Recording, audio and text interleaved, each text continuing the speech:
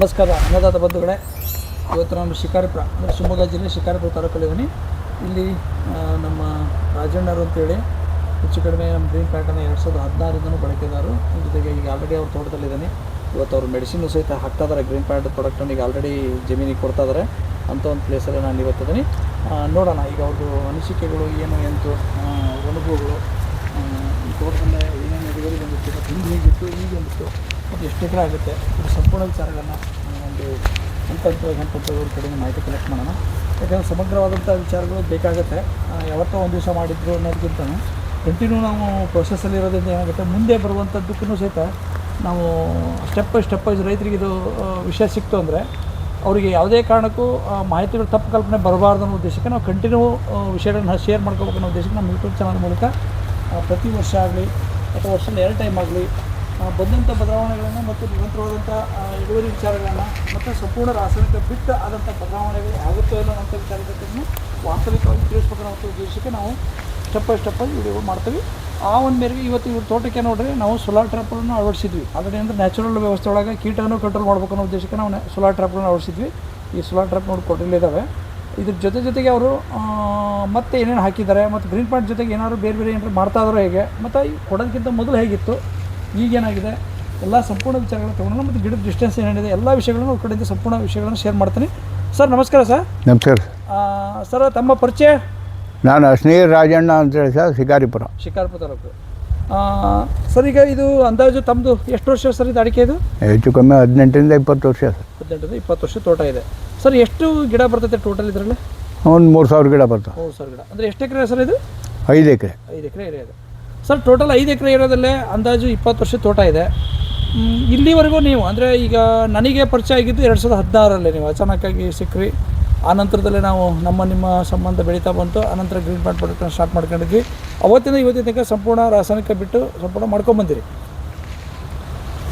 Sir. ಈಗ ನಾವು start ಮಾಡಿದ ಮೇಲೆ ಅಂದರೆ ಗ್ರೀನ್ ಪ್ಯಾಂಟ್ ಪದ್ಧತಿಯಲ್ಲಿ ಸ್ಟಾರ್ಟ್ ಮಾಡಿದ ಮೇಲೆ ನಿಮ್ಮ ತೋಟ ಅದಕ್ಕಿಂತ ಮೊದಲು ಏನು ಹಾಕ್ತಾಯಿದ್ರಿ? ಅದಕ್ಕಿಂತ ಮೊದಲು ಬರೀ ಕೆಮಿಕಲ್ ಗೊಬ್ಬರ, NPK ಗೊಬ್ಬರ ಹಾಕ್ತಿದ್ದೆ ಸರ್. ಕೆಮಿಕಲ್ ಹಾಕ್ಯಂದು ಬಿಟ್ಟರೆ ಬೇರೆ ಏನು ಸಗಣಿ ಗೊಬ್ಬರನೂ ಏರಿಸಿದ್ದಿಲ್ಲ, ಏನೂ ಇಲ್ಲ. ಆ ಕೆಮಿಕಲ್ ಗೊಬ್ಬರದಲ್ಲೇ ಬೆಳ್ಕೊಂಡು ಬಂದೆ. ಅದೇ ಸರ್. ಈಗ ರಾಸಾಯನಿಕ ಗೊಬ್ಬರಗಳು ಮಾತ್ರ ಬಳಸಿದ್ರೆ ಅವಾಗ ಅಂದಾಜು ಈ 3000 ಗಿಡ ಅಂದಾಜು ಕಾಯಿ ಬಿಡ್ತಾ ಇದ್ರೆ ಅಂದಾಜು ಎಷ್ಟು ಬರ್ತಾ ಇತ್ತು ಸರ್ ಇಳುವರಿ ಎಲ್ಲ ಟೋಟಲ್? ಹೆಚ್ಚು ಕಮ್ಮಿ ಒಂದು 200-250 ಕ್ವಿಂಟಾಲ್ ಅಡಿಕೆ ಬರೋದು. 250 ಕ್ವಿಂಟಲ್ ಹಸಿ ಅಡಿಕೆ ಸರ್? ಹಸಿ ಅಡಿಕೆ. ಈಗ ನೀವು ಅಂದರೆ ರಾಸಾಯನಿಕಗಳನ್ನ ಸಂಪೂರ್ಣ ಬಿಟ್ಟಿದ್ದೀರಾ ಅಥವಾ ಏನು ಜೊತೆ ಮಾಡ್ಕೊಂಡು ಹೋಗಿ? ಇಲ್ಲ ಸರ್, ರಾಸಾಯನಿಕ ಪದ್ಧತಿನೇ ಕೈ ಬಿಟ್ಟಿದ್ದೀನಿ. ಕೈ ಬಿಟ್ಟಿರಿ. ಎಷ್ಟು ವರ್ಷ ಆಯ್ತು ಸರ್ ಸಂಪೂರ್ಣ ಬಿಟ್ಟೀಗ? ಹೆಚ್ಚು ಕಮ್ಮಿ ಈಗ ಒಂದು ಮಧ್ಯೆ 2016ರಿಂದ ಮಧ್ಯೆ ಒಂದು 2-3 ವರ್ಷ ಡಿಸ್ಕಂಟಿನ್ಯೂ ಮಾಡಿಬಿಟ್ಟೆ. ಟೈಮ್ ಅದು ಕೊರೋನಾ ಟೈಮಿಗೆ ಡಿಸ್ಕಂಟಿನ್ಯೂ ಮಾಡಿಬಿಟ್ಟೆ. ಅವಾಗ ಏನಾಗ್ಬಿಟ್ಟು ಒಂದಿಷ್ಟು ಮತ್ತೆ ಹಿಡಿಮುಂಡಿಗೆ ರಾಸಾಯನಿಕಗಳನ್ನ ನೀವು 2016ರಿಂದ ಬಳಸಿದಾಗ ಗ್ರೀನ್ ಪ್ಯಾಂಟ್ ಬಳಸ್ಕೊಂಡ್ಬಂದಿದ್ರು 20ರ ತನಕ. ಆ 20ನೇ ಇಸ್ವಿ ತನಕ ಬಳಕೆ ಮಾಡಿದಂಥ ಟೈಮಲ್ಲಿ ಆಗಿರೋ ಅನುಭವ ಏನು? ಅಲ್ಲಿ ಆಗಿರ್ತಕ್ಕಂಥ ಅನುಭವ ಅಂದರೆ 250 ಕ್ವಿಂಟಾಲ್ ಅಡಿಕೆ ಬರ್ತಿತ್ತು. ಜೊತೆಗೆ ತೋಟನೂ ಕೂಡ ಎಲೆ ಚುಕ್ಕೆ ಅದು ಇದು ಕಪ್ಪು ಸುಟ್ಟು ರೀತಿಯಲ್ಲಿ ಎಲೆಗಳು ಕಾಣ್ತಿದ್ವು. ನಾ ಗ್ರೀನ್ ಪ್ಲಾಂಟ್ ಬಳಸೋಕೆ ಶುರು ಮಾಡಿದ್ಮೇಲೆ ಆ ಕಪ್ಪು ಚುಕ್ಕೆಗಳು ಇಲ್ಲ. ಜೊತೆಗೆ ಇಳುವರಿ 250ರಿಂದ 450 ಕ್ವಿಂಟಾಲ್ ತನಕ ನನಗೆ ಹಸಿಕಾಯಿ ಅಡಿಕೆ ಸಿಕ್ತು. 450 ಕ್ವಿಂಟಲ್ ತನಕ ಬಂತು ನಿಮ್ಗೆ? 450ರಿಂದ 65 ಕ್ವಿಂಟಾಲ್ವರೆಗೂ ಡೆವಲಪ್ಮೆಂಟ್ ಆಗಿತ್ತು ಸರ್. ಆ ಟೈಮಲ್ಲಿ ನೀವು ಯಾವುದು ರಾಸಾಯನಿಕ ಮಿಕ್ಸ್ ಮಾಡಿಲ್ಲ? ಮಿಕ್ಸ್ ಮಾಡಿಲ್ಲ. 16ರಿಂದ ಸಂಪೂರ್ಣ ಬಿಟ್ಟಿದ್ರಿ? ಹೌದು. 20ಕ್ಕೆ ಅಚಾನಕ್ ಏನೋ ತೊಂದರೆಗಳು ಬಂತು ಅಂತೇಳಿ ಮನೆ ಕಟ್ಟಿ ಅವಾಗ ಸ್ವಲ್ಪ ನಿಮ್ಮ ಮಳೆಯಿಂದ್ರದೊಂದು ಪ್ರಾಬ್ಲಮ್ ಬಂತು ಅಂತೇಳಿ ನೀವು ಆ ಟೈಮಲ್ಲೇ ನೀವು ರಾಸಾಯನಿಕಗಳಿಗೆ ಮತ್ತೆ ಮೊರೆ ಹೋದ್ರಿ, ಅಂದರೆ ನಮ್ಮ ಆರ್ಗ್ಯಾನಿಕ್ ಬಿಟ್ಟು ರಾಸಾಯನಿಕಕ್ಕೆ ಹೋದ್ರಿ. ಆ ಹಂತದಲ್ಲೇ ಏನೋ ಅನುಭವ ಆಯಿತು ನಿಮಗೆ? ಆ ಹಂತದಲ್ಲಿ ಏನಾಯಿತು ಅಂತಂದರೆ ಒಂದಿಷ್ಟು ರೋಗದ ವ್ಯವಸ್ಥೆಗಳು ಶುರು ಹೋಗ್ಬಿಟ್ಟು, ಹಿಡಿಮುಂಡಿಗೆ ರೋಗ ಬಂದ್ಬಿಡ್ತು. ಮತ್ತು ಮಧ್ಯೆ ಅಲ್ಲೊಂದು ಇಲ್ಲೊಂದು ಈ ಅಣಬೆ ರೋಗನೂ ಕೂಡ ಬಂದು ಸೇರ್ಕೊಂಡ್ಬಿಟ್ವು. ಹಾಗಾಗಿ ಒಂದು 100-150 ಮರಗಳು ಲಾಸ್ ಆಗಿ ಸತ್ತೋಗ್ಬಿಟ್ಟು. ಹೋಯ್ತಾ ಮುಂಡಿಗೆ ರೋಗದಿಂದ ಹೋಯ್ತಾ? ಅದು ಹಿಡಿಮುಂಡಿಗೆನೇ ಬೇರೆ, ಅಣಬೆ ರೋಗನೇ ಬೇರೆ ಐತಿ. ಅಣಬೆ ರೋಗ ಇತ್ತು ಅಥವಾ ಹಿಡಿಮುಂಡಿಗೆಯಿಂದ ಒಂದು 100-150 ಮರ ಹೋಗ್ಬಿಟ್ಟು, ಅಣಬೆಯಿಂದ ಒಂದು 4-5 ಮರ ಹೋಗ್ಬಿಟ್ಟು. ಸರ್ ಆ ಹಂತದಲ್ಲೇ ನೀವು ಅಂದರೆ 2-3 ವರ್ಷ ಡಿಸ್ಕಂಟಿನ್ಯೂ ಆಯಿತು ಅಂದ್ರಲ್ಲ, ಅವಾಗ ನಿಜವಾಗ್ಲೂ ಆಗಿದ್ದೇನು ಅಂದರೆ ನೀವಾಗಿ ಬಿಟ್ಟರು ಅಥವಾ ಏನು ಅಚಾನಕ್ ಪರಿಸ್ಥಿತಿ ಯಾಕೆ ಬಂತು? ಇಲ್ಲ ಸರ್, ಅದೇನಾಯ್ತು, ಮನೆ ಕಟ್ಟೋಣ ಅಂತೇಳಿ ಹೋದೆ. ಅದು ನನ್ನ ಎಸ್ಟಿಮೇಟಿಂಗಿಂತ ಮೀರಿ ಹೆಚ್ಚಾಯಿತು. ಹೆಚ್ಚಾಗಿದ್ದರಿಂದ ಹಣಕಾಸಿನ ವ್ಯವಸ್ಥೆಯಲ್ಲಿ ಒಂಚೂರು ಕುಂಠಿತ ಆದಂಗೆ ಆಯ್ತು. ಆ ಕಾರಣದಿಂದ ಔಷಧಿನ ಬಿಟ್ಬಿಟ್ಟು ರಾಸಾಯನಿಕ ಔಷಧಿನ ಮತ್ತು ಕೆಮಿಕಲ್ ಹೋಗ್ಬಿಟ್ಟೆ. ಅವಾಗೇನಾಯಿತು, ಕೆಮಿಕಲ್ ಹಾಕಿದ್ಮೇಲೆ ಮತ್ತು ನಮ್ಮ ತೋಟದ ವಾತಾವರಣನೇ ಒಂದಿಷ್ಟು ಚೇಂಜ್ ಅನ್ನಿಸ್ತು. ಯಾಕೆ ಸಮಾಧಾನ ಅನ್ನಿಸ್ಲಿಲ್ಲ ಅಂತೇಳಿ ಆವಾಗ ನಿಮಗೆ ರಾಸಾಯನಿಕ ಬಳಕೆ ಮಾಡೋಕ್ಕೆ ಸ್ಟಾರ್ಟ್ ಮಾಡಿದ್ರಲ್ಲ, ಆ ಹಂತದಲ್ಲೇ ಇಳುವರಿ ಎಷ್ಟು ಬಂತು ಅವಾಗ ಬಿಟ್ಟಿದ್ರಲ್ಲ? ಇಳುವರಿ ಏನು ಒಂದು 20-25 ಕ್ವಿಂಟಲ್ ಕಡಿಮೆನೇ ಆಯ್ತು ಹೊರತಾಗಿ ಹೆಚ್ಚೇನು ಆಗಲಿಲ್ಲ. 20-25 ಕ್ವಿಂಟಲ್ ಕಮ್ಮಿ ಹಾಕಿ ಅಂತಾನೆ ಬಂದ್ಬಿಟ್ಟು 2-3 ವರ್ಷ 20-25 ಕ್ವಿಂಟಲ್ ಕೂಡ ಕಮ್ಮಿ ಆಗ್ಬಿಟ್ಟು. ಅನಂತರದಲ್ಲಿ ಮತ್ತು ತೋಟ ಹಾಳಾಕತ್ತೆ ಅನ್ನೋ ತೀರ್ಮಾನ ಇಟ್ಕೊಂಡು ಗಿಡನೂ ಹೋದು 100-150 ಗಿಡ. ಮತ್ತು ತೋಟ ಹಾಳಾಕತ್ತೆ ಅನ್ನೋ ತೀರ್ಮಾನ ಇಟ್ಕೊಂಡು ಮತ್ತೆ ತಮ್ಮನ್ನು ಬಂದು ಯಾಚನೆ ಮಾಡ್ಕೊಂಡೆ. ಅಂದರೆ ವಿಷಯ ಸರ್, ಈಗ ಇಲ್ಲಿ ಯಾವುದೇ ರೀತಿ ಒತ್ತಡಗಳಿಲ್ಲ. ಅಂದರೆ ನಿಮಗೆ ನಾವು ಹಾಕೈತೀರಿ ಅಂತ ನಾ ಎಲ್ಲೂ ಮಾಡಿಲ್ಲ. ಜೊತೆಗೆ ತಾವು ಸಹಿತ ಯಾವುದೇ ರೀತಿಯೂ ನನಗೆ ರಿಕ್ವೆಸ್ಟ್ ಮಾಡಿಕೊಟ್ರಿ. ಮತ್ತು ಇಲ್ಲ ಸರ್, ನಾನು ಬಿಟ್ಟು ತಪ್ಪಾಗೈತಿ ಮತ್ತು ನಾನು ಮಾಡ್ಕೊಂತೀನಿ ಕಂಟಿನ್ಯೂ ಅಂತ ಅಂದಮೇಲೆ ನಾ ಬಂದನಿ. ಅಂದರೆ ಇಲ್ಲಿ ಯಾವುದೇ ರೀತಿ ವಿಚಾರಗಳನ್ನು ಮುಚ್ಚಿಡೋ ಅಂಥದ್ದು ಬೇಡ ಅಂತ. ಮುಚ್ಚಿಡೋ ಅಂಥದ್ದು ಏನೇ ಸರ್, ನಾವು ರೈತರಿಗೆ ಮಾಹಿತಿ ಕಳಿಸೋದ್ರಿಂದ ನಾವು ಮುಚ್ಚಿಡ್ತಕ್ಕಂಥದ್ದು, ಸುಳ್ಳು ಹೇಳ್ತಕ್ಕಂಥದ್ದು ಇದೆಲ್ಲ ಏನು ಲಾಭ ಐತಿ, ನಮಗೇನು ಲಾಭ ಐತಿ, ಬೇರೆಯವರಿಗಾದರೂ ಏನು ಲಾಭ ಆಗುತ್ತೆ ಸರ್? ಈಗ ನೀವು ಈಗ ಇದು ಶಿಕಾರಿಪುರ, ಅಂದರೆ ನಿಮ್ಮ ಶಿಕಾರಿಪುರ ಮತ್ತು ಶಿರಾಳಕೊಪ್ಪ ಮಧ್ಯದಲ್ಲೇ ಸ್ಮಶಾನ ಬರುತ್ತೆ ನಿಮ್ಮದು. ಶಿಕಾರಿಪುರ ನಮ್ಮ ವರ್ಧಾ ಬ್ರಿಡ್ಜ್, ಯಾವುದಾದ್ರು ಬ್ರಿಡ್ಜ್ ಇದಲ್ಲ ಇಲ್ಲಿ, ಕುಮದ್ವತಿ ನದಿ ಬ್ರಿಡ್ಜ್ ಇದೆಯಲ್ಲ, ಕುಮದ್ವತಿ ನದಿ ಬ್ರಿಡ್ಜ್ ದಾಟಿದ ತಕ್ಷಣನೇ ನಮಗೆ ಬರುವಂಥ ಲೆಫ್ಟ್ ಸೈಡ್ ತೋಟ, ಅದು ಶಿಕಾರಿಪುರ ಕಡೆ ಬರಬೇಕಾದ್ರೆ ಇಂಥ ಮೇನ್ ಹೈವೇನಲ್ಲೇ ಇದೆ ನಿಮ್ಮ ತೋಟ. ಇವತ್ತು ಯಾರಾದರೂ ಈ ತೋಟಕ್ಕೆ ಬಂದು ವಿಸಿಟ್ ಮಾಡ್ಕೊಂಡು ಮಾಹಿತಿ ತೊಗೊಂಡು ಹೋಗ್ಬೋದು. ಡೈರೆಕ್ಟಾಗಿ ನಿಮ್ಮ ತೋಟ ಏನು ಅದ್ರ ಬಗ್ಗೆ ನೀವೇ ವಿಚಾರನ ಅವ್ರ ಹತ್ರ ಹೇಳಿದ್ರಿ ಆಲ್ರೆಡಿ, ಮತ್ತು ನಿಮ್ಮ ಸಂಪರ್ಕ ಸಂಖ್ಯೆನೂ ನಾನು ಕೊಟ್ಟಿರ್ತೀನಿ ಸರ್. ಈಗ ಸದ್ಯ ಹಾಲಿ ಅಂದರೆ ಈಗ ಹಿಂದಿನ ವರ್ಷ ಅಂದಾಜು ನೀವು ಮೊನ್ನೆ 2020ರಲ್ಲಿ ಬಿಟ್ಟಿದ್ರಲ್ಲ, ಆ ಟೈಮಲ್ಲೇ ಬಿಟ್ಟು ಆದಾಗ ಇಳುವರಿ ಎಷ್ಟಕ್ಕೆ ಬಂದಿತ್ತು? 450 ಕ್ವಿಂಟಾಲ್ ಆಯ್ತು ಸರ್. 425 ಕ್ವಿಂಟಾಲ್ ಆಯಿತು. ಮತ್ತೆ 425 ಕ್ವಿಂಟಾಲ್ಗಿಂತ ಕಮ್ಮಿ ಬಂದ ತಕ್ಷಣ ನಿಮಗೆ ಇಳುವರಿ ಕಡಿಮೆ ಆಗ್ತಾ ಇದೆ ಅಂತ ಗೊತ್ತಾಯ್ತು, ಜೊತೆಗೆ ಗಿಡನೂ ಹೋಗ್ತದೆ ಅಂತ ಗೊತ್ತಾಯ್ತು. ತಕ್ಷಣ ನೀವು ಮತ್ತೆ ಅಲರ್ಟ್ ಆಗಿ ತಕ್ಷಣ ನಮ್ಮ ಸಂಪರ್ಕ ಮಾಡಿದಾಗ ನಾವು ಮತ್ತೆ ಗ್ರೀನ್ ಪ್ಲಾಂಟ್ನ ಸ್ಟಾರ್ಟ್ ಮಾಡಿದ್ವಿ ಸರ್. ಈಗ ಸದ್ಯ ಇಳುವರಿ ಎಷ್ಟು ಬರ್ತಾ ಇದೆ ನಿಮ್ಮದು? ಈ ವರ್ಷ 350-60 ಕ್ವಿಂಟಲ್ ಬಂದೆ ಸರ್. ಈಗ ಅಲ್ಲೇ 3 ಕೊಯ್ಲಿಗೆ ಆಲ್ರೆಡಿ. ಇನ್ನೊಂದು 60-70 ಕ್ವಿಂಟಾಲ್ ಬರಬೇಕು. ಬೇಡ 10-20 ಕ್ವಿಂಟಾಲ್ ಹೆಚ್ಚು ಕಮ್ಮಿ ಬರ್ಬೋದು. ಒಟ್ಟು ಎಷ್ಟು ಬರ್ಬೋದು ಅಂತ ಅನ್ಕೊಂಡಿರಿ? ಒಂದು 460 ಕ್ವಿಂಟಾಲ್ ಆಗ್ಬೋದು ಅಂತೇಳಿ ಅನ್ಕೊಂಡಿರಿ. ಜೊತೆಗೆ ಹಿಂದಿನ ವರ್ಷ ಅಂದರೆ 1 ವರ್ಷ ಮತ್ತೆ ಡಿಸ್ಕಂಟಿನ್ಯೂ ಆಯ್ತು ನಿಮ್ದೀಗ. ಹೋದ ವರ್ಷ, ಯಾಕಂದ್ರೆ ಆ ವಿಚಾರ ನಾನು ಇಡಲೇಬೇಕು ಈ ವಿಚಾರನೆಯಲ್ಲಿ. ಜನರು ನೋಡ್ತಿರ್ತಾರೆ ವಿಡಿಯೋಗಳನ್ನ. ನೀವು ಹಿಂದೆ ಮಾಡಿದ್ರಿ, ಮತ್ತೆ 2 ವರ್ಷ ಮಾಡಿದ್ರಿ, ಮತ್ತೆ ಮಧ್ಯೆ ಡಿಸ್ಕಂಟಿನ್ಯೂ ಆಯಿತು. 1 ವರ್ಷ ಬಿಟ್ಟಿರಿ. ಈಗ 1 ವರ್ಷ ಬಿಟ್ಟಿದ್ದಕ್ಕೆ ಅದು ಎಫೆಕ್ಟ್ ಆಗೈತಿ ಅಂತ ಅನಿಸುತ್ತಾ ನಿಮಗೆ? ಹೌದು ಸರ್, ಅದು ಎಫೆಕ್ಟ್ ಆಯ್ತು ಅಂತೇಳಿ ಅನ್ನಿಸ್ತದೆ. ಯಾಕೆ ಅಂತಂದರೆ ಗೊನೆಯಲ್ಲಿ ಬಂದಿರತಕ್ಕಂಥ ಎಲ್ಲ ಕಾಯಿಗಳು ಕೂಡ ದುಂಡಿಗೆ ಆಗಲಿಲ್ಲ. ಆ ಊದುಬತ್ತಿ ಕಾಯಿನಂಗೆ ಸೈಜ್ ಬರಲಿಲ್ಲ, ಉದ್ದಾಗಿ ನಿಂತ್ಕೊಂಡ್ಬಿಟ್ಟು ಅವು. ಮತ್ತು ನಾವು ಏನಾದ್ರು ಆಹಾರ ಕೊಟ್ಟಿದ್ದಿದ್ರೆ ಅವು ಸರಿಯಾಗ್ತಿದ್ವು. ಯಾಕೆಂದರೆ ಮೊದಲು ನಿಮ್ಮದು ರಾಸಾಯನಿಕದಲ್ಲೇ ಬಂದಿರೋದು ತೋಟ. ಕಾರ್ಬನ್ ಪರ್ಸೆಂಟೇಜ್ ಆಲ್ರೆಡಿ ಕಡಿಮೆ ಇದೆ, pH ಕಡಿಮೆ ಇದೆ ಅಂತ ಆಲ್ರೆಡಿ ರಿಪೋರ್ಟಲ್ಲಿ ಬಂದಿದೆ. ಈಗ pH ಹೆಚ್ಚಿಗೆ ಇದೆ. ಇವೆಲ್ಲ ಇದ್ದಾಗ ನಾವು ಅದಕ್ಕೆ ಬೇಕಾದಂಥ ಕಾರ್ಬನ್ ಅಂಶಗಳನ್ನು ಭೂಮಿಗೆ ರಿಪೀಟ್ ಹಾಕ್ತಾ ಹೋಗ್ಬೇಕು. ನಾವು ಅದನ್ನು ಬೇರೆ ರೂಪದಲ್ಲಿ ಎಲ್ಲೂ ಕೊಟ್ಟಿಲ್ಲ. ಪ್ಲಸ್ ನೀವು ತಿಪ್ಪೆ ಗೊಬ್ಬರ ಅಂತೂ ಕಂಡಿಲ್ಲ ತೋಟ ಹಿಂದೆ ನಿಮ್ಮದು. ಈ ಸಂದರ್ಭದಲ್ಲಿ ಗ್ರೀನ್ ಪ್ಲಾಂಟ್ ಮಾಡ್ಕೊಂತಾರ ಬಂದಿದ್ರೆ ಒಂದು ಲೆಕ್ಕಕ್ಕೆ ಮೇಂಟೆನೆನ್ಸ್ ಹಾಕಿತ್ತು. ಅದು ಬಿಟ್ಟು ರಾಸಾಯನಿಕ ಬಳಕೆ ಮಾಡಿದ್ರೆ ಅದು ಮಾಡಿಲ್ಲ. ಹೋದ ವರ್ಷ ಟೋಟಲಿ ಗೊಬ್ಬರ ಅನ್ನೋದನ್ನೇ ಸಂಪೂರ್ಣ ಬಿಟ್ಬಿಟ್ರಿ ನೀವು. ಈಗ ಮತ್ತೆ ನಾನು ಮೊನ್ನೆ ಈಗ ಮೆಡಿಸಿನ್ ಕೊಟ್ಟನೆ. ಈಗ ನೀವು ಸದ್ಯ ಈಗ ರೀಸೆಂಟಾಗಿ ಈಗ ಡ್ರಿಪ್ಪಲ್ಲಿ ಕೊಡೋಕೆ ಅಂತೇಳಿ ರೆಡಿ ಮಾಡ್ಕೊಂಡಿದ್ರಿ. ಅಲ್ಲೇ ನೋಡ್ತಾ ಇದ್ದಾನೆ, ಈಗ ಆಲ್ರೆಡಿ ಬಂದಿದ್ದಲ್ಲೇ. ಈಗ ಸದ್ಯಕ್ಕೆ ಈ ವರ್ಷದ ಇಳುವರಿ ಒಳಗೆ ಒಂದು 450-60-70 ಬರುತ್ತೆ ಅಂತ ನೀವು ಅನ್ಕೊಳಕತ್ತೀರಿ. ಆಗಲಿ. ಜೊತೆಗೆ ಗಿಡದ ಸಂಖ್ಯೆಗಳ ಲೆಕ್ಕಕ್ಕೆ ಹೋದರೆ ನನಗೆ ಬೇಕಾಗಿರೋದು ಕನಿಷ್ಠ 20 kg ಅಡಿಕೆ ಬೇಕು ಅಂತ ನಾನು ಮಾತಾಡಿದ್ದೆ ಹಿಂದೆ ನಿಮ್ಮ ಹತ್ರ.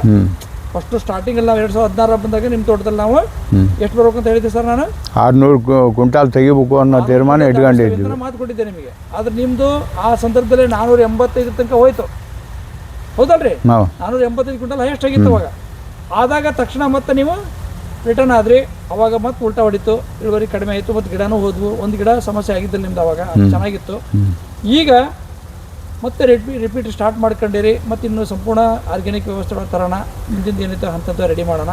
ಆದರೆ ನನಗೆ ಗಿಡದ ಆರೋಗ್ಯ ಮತ್ತು ಗಿಡದಲ್ಲಿ ಈಗಿರೋಂಥ ಸಮಸ್ಯೆಗಳು ನೋಡಿದ್ರೆ ಏನೂ ತೊಂದರೆಗಳು ಏನೂ ಕಾಣ್ತಿಲ್ಲ. ಗಿಡದಲ್ಲೇ ಅಷ್ಟು ಆರೋಗ್ಯಕರವಾಗಿದ್ದಾವೆ. ಚುಕ್ಕೆ ರೋಗ, ಸೈಡ್ ಒಣಗಂಥದ್ದಾಗಲಿ, ಇವೆಲ್ಲ ಸಮಸ್ಯೆಗಳು ಆಲ್ರೆಡಿ ಸಾಲ್ವ್ ಆಗಿದ್ದಾವೆ. ಮತ್ತು ಹೊಸ ಗಿಡ ಎಲ್ಲರೂ ನಿಮ್ಮ ಮುಂಡಿಗೆ ರೋಗ ಬಂದಿತ್ತಲ್ಲ ಹಿಂದೆ, ಆ ಥರ ಮತ್ತೆ ಹೊಸ ಗಿಡ ಎಲ್ಲರೂ ಹೋಗಿದ್ದಾವೆ ನೀವು? ಸರ್ ಈಗ ಹಳೆ ಗಿಡ ಇದ್ವಲ್ಲ, ಮೊದಲು ಗಿಡ ಹೋದ್ವಲ್ಲ ನೀವು, ಬೇರೆ ದಬ್ಬಿದ್ರಲ್ಲ ನೀವು, ಆ ಥರದ ಗಿಡಗಳು ಹೊಸದಾಗಿ ಎಲ್ಲಾರ ಕಾಣ್ತದವ? ಮಧ್ಯೆ ಮಧ್ಯೆ ಒಂದೊಂದು ಹೋಗ್ತದ. ಅಲ್ಲ ಅದು ಈಗ ಸದ್ಯ ರೀಸೆಂಟ್ ಆಗಿ ಅಂದ್ರೆ ಈಗ 1 ವರ್ಷ ಬಿಟ್ರಿ, ಮತ್ತೆ ಅದೇ ಮತ್ತೊಂದು ವರ್ಷ ರಿಪೀಟ್ ಮಾಡಿಲ್ಲ ಹಾಂ. ಈ ಹಂತದಲ್ಲೇ ಮತ್ತೆ ಪೂರ್ಣ ಪ್ರಮಾಣದಾಗ ನಿಲ್ತಾ ಇಲ್ಲ, ಮಧ್ಯೆ ಮಧ್ಯೆ ಒಂದೊಂದು ಹೋಗ್ತಿತ್ತು. ಅದಕ್ಕೆ ನೀವು ಈಗ ಆರಂಭ ಮಾಡಿದ್ರಿ, ಇದನ್ನ ಡಿಸ್ಕಂಟಿನ್ಯೂ ಆಗೋದು ಬೇಡ, ಇನ್ನು ಮುಂದೆ ಕಂಟಿನ್ಯೂ ಮಾಡ್ಕೊಂಡು ಹೋಗ್ತೀರಾ ಅಂತ ಹೇಳ್ತಾ. ಮತ್ತು ನಿಮಗೆ ಇದು ಭರವಸೆ ಐತಾ ಗ್ರೀನ್ ಪ್ಲಾಂಟ್ ಮೇಲೆ? ಭಾಳ ಭರವಸೆ ಇದೆ. ಭರವಸೆ ಐತಾ? ಮತ್ತು ನಿಮ್ಮ ಮನೆಯಲ್ಲೆಲ್ಲ ಸಪೋರ್ಟ್ ಸಿಗ್ತಾ ಇತ್ತಾ ನಿಮಗೆ? ಇದು ಯಾಕಂದ್ರೆ ವಿರೋಧ ಏನಾದ್ರು ಇರ್ತದೆ, ಯಾಕಂದ್ರೆ ಮನೆಗಳಲ್ಲಿ ಏನಂದ್ರೆ ಈಗ ನೀವು ಒಪ್ತೀರಿ, ಇನ್ನೊಬ್ರು ಮನೆಯಲ್ಲಿ ಏನೋ ಸಮಸ್ಯೆ ಇರ್ತದೆ, ಆ ಥರ ಏನಾದ್ರು ತೊಂದರೆಗಳಿದಾವೆ? ಇಲ್ಲ ಆ ಥರ ಏನೋ ಅನ್ಸಿಲ್ಲ. ಅವರು ಖುಷಿ ಇದ್ದಾರೆ, ಮನೆಯವರೆಲ್ಲ ತೋಟಕ್ಕೆ ಬಂದಿದ್ದಾರೆ, ನೋಡಿದ್ದಾರೆ, ನಿಮ್ಮ ಮಗ ಬಂದಿದ್ದಾನೆ, ಎಲ್ಲ ನೋಡಿದಾಗ ಎಲ್ಲರೂ ಖುಷಿಯಾಗಿದ್ದಾರೆ. ಸರ್ ಈಗ ಇಲ್ಲಿವರೆಗೂ ಆಗಿರೋಂಥ ಅನುಭವ ಮತ್ತು ನಮ್ಮ ಸರ್ವಿಸ್ ಟೋಟಲಿ ಏನು ಹೇಳಕ್ಕೆ ಇಷ್ಟಪಡ್ತಾರೆ ರೈತಾಪಿ ಕುಟುಂಬಕ್ಕೆ? ರೈತರು ಭಾಳ ಮಾಡಿ ಇವತ್ತಿನ ವ್ಯವಸ್ಥೆ ನೋಡ್ಕೊಂಡ್ರೆ ಹವಾಮಾನದ ವೈಪರೀತ್ಯ, ಆಮೇಲೆ ನೀರಿನ ಕೊರತೆ, ಇವನ್ನೆಲ್ಲ ಇರೋದು ನೋಡಿದರೆ, ರೋಗ ರುಜಿನಗಳು ಬರ್ತಾ ಇರೋದು ನೋಡಿದರೆ, ನಾವು ಹೆಚ್ಚು ಕಮ್ಮಿ ರಾಸಾಯನಿಕಗಳನ್ನು ಕೈಬಿಟ್ಟು ಆರ್ಗ್ಯಾನಿಕ್ನಲ್ಲೇ ಏನಾದ್ರು ವ್ಯವಸ್ಥೆನ ಮಾಡ್ಕೊಂಡು ತೋಟಗಳನ್ನ ಕಾಪಾಡ್ಕೊಳ್ಳೋದು ಒಳ್ಳೆಯದು. ಹಾಗಾಗಿ ಸಾರ್ವಜನಿಕರು ಈ ಉರಿ ಆಗ್ತಕ್ಕಂಥ ಈ ರಾಸಾಯನಿಕ ಗೊಬ್ಬರಗಳನ್ನು ಕೈಬಿಟ್ಟು ತಿಪ್ಪೆ ಗೊಬ್ಬರ ಮತ್ತು ಈ ಸಾವಯವ ಗೊಬ್ಬರಗಳು, ನಮ್ಮ ಗ್ರೀನ್ ಪ್ಲಾನೆಟ್ ಕಂಪ್ನಿಯ ಒಳ್ಳೆಯ ಮೆಡಿಸಿನ್ ಇವು. ಈ ಮೆಡಿಸಿನ್ಗಳನ್ನ ಬಳಕೆ ಮಾಡ್ಕೊಂಡು ಫಸಲನ್ನು ತಗೊಳಕ್ಕೆ ವ್ಯವಸ್ಥೆ ಮಾಡ್ಕೊಳ್ಳೋದು ಒಳ್ಳೆಯದು ಅಂತೇಳಿ ಅನ್ನಿಸ್ತದೆ ನನಗೆ. ಸರ್ ಈಗ ತಾವು ರಾಸಾಯನಿಕ ಗೊಬ್ಬರದಲ್ಲೇ ಸಂಪೂರ್ಣ ತೋಟ ಮೊದಲಿಂದ ಮಾಡ್ಕೊಂಡು ಹೋಗಿದ್ರಿ, ಒಮ್ಮೆಗೇನೆ ಸಂಪೂರ್ಣ ಬಿಟ್ಟರು ಅಥವಾ ಸ್ಟೆಪ್ ಬಿಟ್ಟರೆ ಗೊಬ್ಬರಗಳನ್ನ? ಅವಾಗ ರಾಸಾಯನಿಕ ಗೊಬ್ಬರನ ಸರ್ ಅವಾಗ ಬಳಸಿ ಸಂಪೂರ್ಣ ಮಾಡ್ತಾ ಇದ್ರಿ ತೋಟ ನೀವು. ನಾವು ಬಂದ ಮೇಲೆ ಸಂಪೂರ್ಣ ರಾಸಾಯನಿಕ ಬಿಟ್ಟಿದ್ರು ಅಥವಾ ಅದ್ರ ಜೊತೆ ಮಾಡ್ಕೊಂಡ್ ಬರ್ತಾ ಇದ್ರು? ಇಲ್ಲ, ಬಿಟ್ಬಿಟ್ಟೆ ಸರ್. ಅದು ಏನಾಯ್ತು, ಈಗ ಮೇಡಮ್ ಅವರು ಒಂದ್ಸಲ ಬಂದಿದ್ರಲ್ಲ, ಅವ್ರು ಕೂಡ ಅಂದಿದ್ರು ಸಡನ್ ಆಗಿ ಬಿಡಬೇಡ್ರಿ, ಕ್ರಮೇಣ ಬಿಟ್ಕೊಂತ ಹೋಗ್ರಿ ಅಂತಂದು ಹೇಳಿ, ನಾನು ಒಂದೇ ಬಟ್ಟಿಗೆ ಏನಿಲ್ಲ ಬಿಟ್ಬಿಟ್ಟೆ. ಅದನ್ನು ಬಿಟ್ಬಿಟ್ಟಿದ್ದು ಒಂದು ಅದು ಅಲ್ಲ, ನಿಮಗೆ ಆ ಹಂತದಲ್ಲೇ ಸಂಪೂರ್ಣ ಸೆಟ್ ಆಯ್ತಾ ನಿಮ್ಮ ಮಣ್ಣು ಸೆಟ್ ಆಯಿತು. ಈಗ ಸದ್ಯಕ್ಕೆ ಏನು ಅನ್ಸುತ್ತೆ ನಿಮ್ಮದು? ಈಗ ಮಾರುಗಳು ಮತ್ತು ಅದನ್ನೇ ಬೇಡ್ತಿದ್ದಾವೆ. ಈಗ ಅದೇ ಔಷಧಿನೇ ನಮಗೆ ಬೇಕು ಅನ್ನೋ ಬೇಡೋ ಅಂತೇಳಿ ಅನ್ನಿಸ್ತದೆ ನಮಗೆ. ಹಸಿರಾಗಿ ಗಿಡಗಳು ಡೆವಲಪ್ಮೆಂಟ್ ಆಗಿದ್ದಾವೆ, ಸಂಪೂರ್ಣ ಆರ್ಗ್ಯಾನಿಕ್ ಕೃಷಿನ ಸಂಪೂರ್ಣ ಮಾಡ್ಕೊಂಡು ಹೋದೇದಾದ್ರೆ ನಿಮ್ಮ ತೋಟದಲ್ಲಿ ಒಂದು ಸಮಸ್ಯೆಗಳು ಕಾಣಲ್ಲ, ಹಿಂದೆ ಕಂಡಿದ್ದಿಲ್ಲ ಆಲ್ರೆಡಿ. ಮಧ್ಯದಲ್ಲೇ 1 ವರ್ಷ ಬಿಡ್ತೀರಿ, ಮತ್ತೊಂದು ವರ್ಷ ಮಾಡ್ತೀರಿ. ಕಾರಣ ಏನು? ನಾನು ಹೇಳೋದೇನೆಂದರೆ, ಈಗ ತಾವು ಆಲ್ರೆಡಿ ಈಗ ನಾನು ಹಿಡಿದು 485 ಅಥವಾ 450 ಕ್ವಿಂಟಲ್ ತೆಗೆದ್ರಿ ಅಂತ ಇಟ್ಕೊಳ್ರಿ. ಉದಾಹರಣೆ ಒಂದು 15 kg ಅವರೇಜ್ ಸಿಗ್ತಾ ಇದೆ ನಿಮಗೆ. ಒಂದು 15ರಿಂದ 16 kg 18 kg ತನಕ ಬರ್ತಾ ಇತ್ತು ಇಳುವರಿ ಒಂದು ಗಿಡಕ್ಕೆ. 16-18 kg ಬಂದಾಗ ಒಂದು ಗಿಡ ದುಡ್ಡು ಎಷ್ಟಾಯಿತು ಸರ್ ಅಲ್ಲಿಗೆ? 18 kg ಅಂತ ಇವತ್ತು ಮಾರ್ಕೆಟ್ ರೇಟ್ ಹಿಡಿದ್ರೆ 6 ರೂಪಾಯಿ ಇಟ್ಕೊಳ್ರಿ. 1696 99,000 ರೂಪಾಯಿ ಅಲ್ಲ, ಒಂದು ಗಿಡಕ್ಕೆ ನಮಗೆ 950ರಿಂದ 1000 ರೂಪಾಯಿ ಸಿಗ್ತಾ ಇತ್ತು ಇವತ್ತಿನ ಲೆಕ್ಕ ಕೇಳಿ. 950ರಿಂದ 1000 ರೂಪಾಯಿ ರೇಟಲ್ಲೇ ನಿಮಗೆ ದುಡ್ಡು ಬರ್ತಾ ಐತಿ ಅನ್ನೋದಾದ್ರೆ ನೀವು ಎಷ್ಟು ಖರ್ಚು ಮಾಡಬೇಕು? ಖರ್ಚು ಮಾಡ್ಬೋದು. ನಾವು ಬೇರೆ ಬೆಳೆ, ನಾನು ಹೇಳೋದು ಬೇರೆ ಬೆಳೆಗಳಿಗೆ ನೀವು ಬಂದರೆ, ಇಲ್ಲಿ ಪಕ್ಕದಲ್ಲಿ ನಿಮ್ಮಲ್ಲೆಲ್ಲ ಭತ್ತ ಬೆಳೀತಾರೆ, ಜೋಳ ಬೆಳೀತಾರೆ, ಬಾಳೆ ಬೆಳೀತಾರೆ, ಬೇರೆ ಬೇರೆ ಆಗ್ತಾರೆ. ಖರ್ಚಿನ ವಿಚಾರಕ್ಕೆ ಬಂದರೆ 50% ಖರ್ಚು ಮಾಡ್ತಾ ಇದ್ದಾವೆ ರೈತರು. ನಾವು ಆಲ್ರೆಡಿ ಮಾಡ್ತಾ ಇದ್ದೇವೆ, ಹೌದಾ? ಬೇರೆ ಬೆಳೆಗೆ ಹೋಲಿಕೆ ಮಾಡ್ಕೊಂಡಾಗ ಅಂದರೆ ಒಂದು ಲಕ್ಷ ರೂಪಾಯಿ ನಾವು ಖರ್ಚು ಮಾಡಿದ್ವಿ ಅಂದರೆ ಆದಾಯ ಬರೋದು 2 ಲಕ್ಷ. ಅವಾಗ ನಿಮಗೆ 1 ಲಕ್ಷ ಖರ್ಚು ಹೋದ್ರೆ 1 ಲಕ್ಷ ಲಾಭ ಆಗುತ್ತೆ. ಅಂದರೆ 50% ಖರ್ಚು ಮಾಡ್ತಾ ಇದ್ದಾವೆ ಆಲ್ರೆಡಿ. ಅಡಿಕೆ ತೋಟದ ವಿಚಾರಕ್ಕೆ ಬಂದರೆ ನಿಮ್ದು ಈಗ ಎಷ್ಟು ಬೆಳೀತಾ ಐತಿ ಅಂದರೆ ಹೆಚ್ಚು ಕಮ್ಮಿ ನಿಮ್ಮದು ಈಗ 1,000 ರೂಪಾಯಿ ಒಂದು ಗಿಡಕ್ಕೆ ಕೊಡ್ತಾ ಇತ್ತು ಆದಾಯ ಅಂದರೆ ನೀವು ಕನಿಷ್ಠ 500 ರೂಪಾಯಿ ಖರ್ಚು ಮಾಡಬೇಕಾಗಿತ್ತು ಬೇರೆ ಬೆಳೆಗೆ ಹೋಲಿಕೆ ಮಾಡ್ಕೊಂಡು ಹೇಳೋದು. ನೀವು ಕನಿಷ್ಠ 100ರಿಂದ 150 ರೂಪಾಯಿನೂ ಖರ್ಚು ಜಾಸ್ತಿ ಆಗತ್ತೆ ಅನ್ನೋ ಮೈಂಡ್ ಸೆಟ್ ಇದ್ದರೆ ಏನು ಮಾಡೋಕ್ಕಾಗುತ್ತೆ ನಾವು? ಇಲ್ಲ ಸರ್, ಬೇರೆದಕ್ಕೆ ಹೋಲಿಕೆ ಮಾಡ್ಕೊಳ್ಳೋಣ. 100ರಿಂದ 150 ರೂಪಾಯಿ ಅಂದರೆ 15% ಅಷ್ಟೇ. ಟೋಟಲಿ 100ಕ್ಕೆ 15% ಖರ್ಚು ಮಾಡ್ಬೇಕು ನಾವು. ಕನಿಷ್ಠ 15% 10% ಖರ್ಚು ಮಾಡ್ಕೊಂಡ್ರು ಯಥಾಸ್ಥಿತಿ ಬೆಳೆ. ಆದರೆ ಇವತ್ತು ನಿಮ್ಮದು ಖರ್ಚು ಕಡಿಮೆ ಅಂದರೆ ಬೆಳೆ ಈ ವರ್ಷ ಇಳುವರಿ ಕಡಿಮೆ ಆಗಿದೆ ಅಂದ್ರೇನು? ನೀವು ಬಿಟ್ಟಿದ್ದು ಎಫೆಕ್ಟು.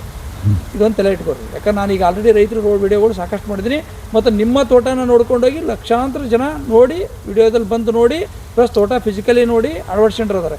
ಅಂಥದ್ರಲ್ಲೇ ನೀವು ಮಧ್ಯದಲ್ಲೇ ಬಿಟ್ಟು ಡಿಸ್ಕಂಟಿನ್ಯೂ ಆಗಿದ್ದೇ ಸಮಸ್ಯೆ ಇದು. ಅವತ್ತು ನಿಮ್ಮ ತೋಟ ಮಿನಿಮಮ್ 20 kg ಮೇಲಿತ್ತು ಅವರೇಜು, ಅಷ್ಟು ಇಳುವರಿ ಕೊಡೋಂಥ ತೋಟ ಮತ್ತು ಡೌನ್ ಆಯಿತು. ಹಾಗಾಗಿ ನೀವು ಡಿಸ್ಕಂಟಿನ್ಯೂ ಮಾಡೋಕ್ಕೆ ಹೋಗ್ಬೇಡ್ರಿ. ಜೊತೆಗೆ ನಾ ಹೇಳಿದ್ದು ಒಂದೇ, ನಿಮಗೆ ಎಕರೆಗೆ 60 ಅಂದರೆ ನಿಮ್ಮದು ಟೋಟಲ್ ಈ ಜಮೀನಿಗೆ 600 ಕ್ವಿಂಟಲ್ ಅಡಿಕೆ ತಗೋಬೇಕು ಅಂತ ನಾವು ಮಾತಾಡಿದ್ವಿ ಅವತ್ತು. ತಾವು ಇದನ್ನು ಕಂಟಿನ್ಯೂ ಮಾಡಿದ್ರೆ ಬರುತ್ತೋ ಇಲ್ಲ ಅನಿಸುತ್ತೆ? ಇಲ್ಲ ಸರ್, ಬಂದೇ ಬರುತ್ತೆ. ಈಗ ನಾವು ಜೀವಾಮೃತ ಮತ್ತು ಈ ಸಗಣಿ ತಿಪ್ಪೆ ಗೊಬ್ಬರ ವಗೈರೆ ಎಲ್ಲ ಮಾಡ್ಕೊಂಡು 300-400 ರೂಪಾಯಿ ಖರ್ಚು ಮಾಡೋಕ್ಕೆ ತಪ್ಪಿಲ್ಲ. ಆದ್ರೆ ನಾವು ಏನೂ ಮಾಡ್ದೇನೆ ನೀವು ಹೇಳಿ ಪ್ರಕಾರ 500-600 ರೂಪಾಯಿ ನಾವು ಖರ್ಚು ಮಾಡ್ಕೊಂಡಾಗಲೇ ಫಸಲು ತಗೊಳಕ್ಕೆ ಸಾಧ್ಯತೆ ಇದೆ. ಅಷ್ಟೇ ಸರ್, ನೀವು 1000 ರೂಪಾಯಿ ಆದಾಯ ತೊಗೊತೀರಿ ಅಂದರೆ ಒಂದು 100 ರೂಪಾಯಿ ಮಿನಿಮಮ್ ಖರ್ಚು ಮಾಡಿರಿ. ಒಂದು 100 ರೂಪಾಯಿ ಮಾಡಿಲ್ಲ ಅಂದರೆ ಅದು 1000 ರೂಪಾಯಿ ಹೆಂಗೆ ಕೊಡುತ್ತೆ? ಬೇರೆ ಬೆಳೆಗೆ ನಾವು ಇವತ್ತು ಆಲ್ರೆಡಿ 50% ಖರ್ಚು ಮಾಡಕತ್ತೀವಿ. ಹಿಂಗಿದ್ದಾಗ ನಾವು ಇದನ್ನೂ ಸಹಿತ ಅಳವಡಿಸ್ಕೊಳ್ಳೇಬೇಕಾಗುತ್ತೆ. ಯಾಕಂದ್ರೆ ನಮಗೆ ಅದು ಏನು ಅಂತ ಗೊತ್ತಾಗಿಲ್ಲ ಅಂದರೆ ರೈತರು ಅದಕ್ಕೆ ಲೆಕ್ಕ ಬರೀರಿ, ಖರ್ಚು ಲೆಕ್ಕ ಬರೀರಿ, ಆದಾಯದ ಲೆಕ್ಕನೂ ಬರೆದಿಡ್ರಿ. ಬಡಕಾರ ಹೇಳಿದ್ರು ಅಂತ ನೀವು ಚೇಂಜ್ ಮಾಡ್ಕೊಳೋದಕ್ಕಂತೂ ವಾಸ್ತವಿಕವಾಗಿ ಇರೋದನ್ನು ಪರಾಮರ್ಶೆ ಮಾಡಿ ತೀರ್ಮಾನ ಮಾಡೋಣ, ಅವತ್ತು ನೀವು ಒಪ್ಕೊಳ್ಳೋಕ್ಕೆ ಸಾಧ್ಯತೆ ಇದೆ.